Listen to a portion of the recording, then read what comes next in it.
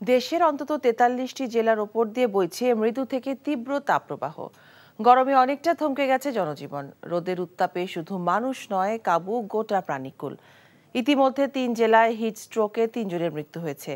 দেশব্যাপী জারি করা হয়েছে হিট অ্যালার্ট। গত কদিন ধরে যশোর, চুয়াডাঙ্গা, পাবনা, রাজশাহী, কুষ্টিয়া, খুলনা সহ কয়েকটি জেলার তাপমাত্রা ৪০ ডিগ্রি সেলসিয়াসের ওপরে। রাত দিন বইছে লু হাওয়া। দেশ জুড়ে বৈশাখের তপ্ত গরমে বিপর্যস্ত জনজীবন।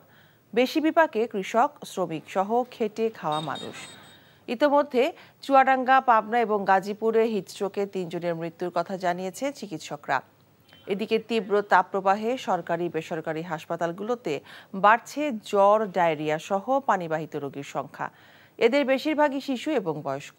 খরার কবলে বরেন্দ্র অঞ্চল সহ বিভিন্ন স্থানে ভূগর্ভস্থ পানি নিচে নেমে যাওয়ায় সেচের পানির অভাবে উদ্বিগ্ন কৃষক। ফসল নষ্টের আশঙ্কা তাদের। আবহাওয়া অফিস বলছে ২৪-২৫ এপ্রিলের দিকে তাপপ্রবাহের তীব্রতা কমে আসলেও চলতি মাস জুড়েই বিরাজ করবে তাপপ্রবাহ। বিকাশে কম খরচে ক্যাশ আউটের লিমিট বেড়ে ৫০,০০০। প্রিয় এজেন্টও ২টা।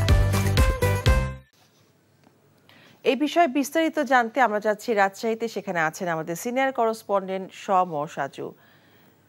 সাজু, রাজশাহীতে তো গত কদিন ধরেই তাপমাত্রা প্রায় ৪০ ডিগ্রির ওপরে। তো আসলে জনজীবনে এর প্রভাব কেমন দেখছেন?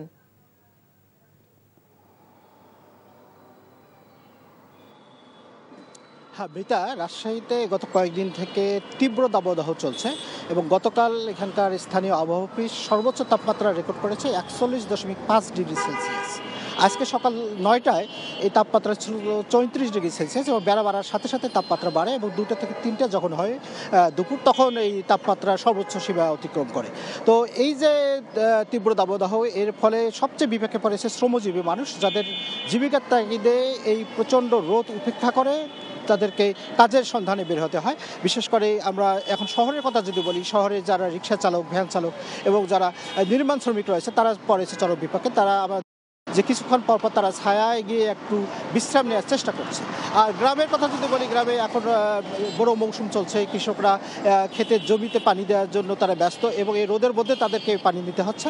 আপনি নিউজে যেমনটি বলেছেন যে এই যে পানির যে স্তর, সে পানির স্তর দিন দিন নিচে নেমে যাচ্ছে এবং আমরা দেখেছি রাজশাহীতে কয়েকটি উপজেলায় খাবার পানির সংকট দেখা দিয়েছে। নলকূপের পানি ঠিকমতো উঠছে না।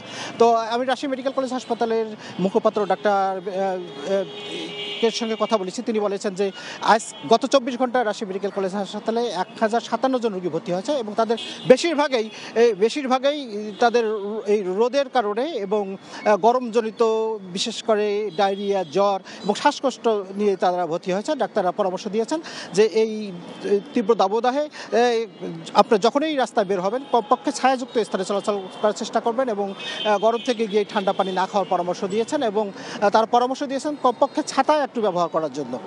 মিতা, রাজশাহী থেকে জানছিলাম তাপপ্রবাহের খবর।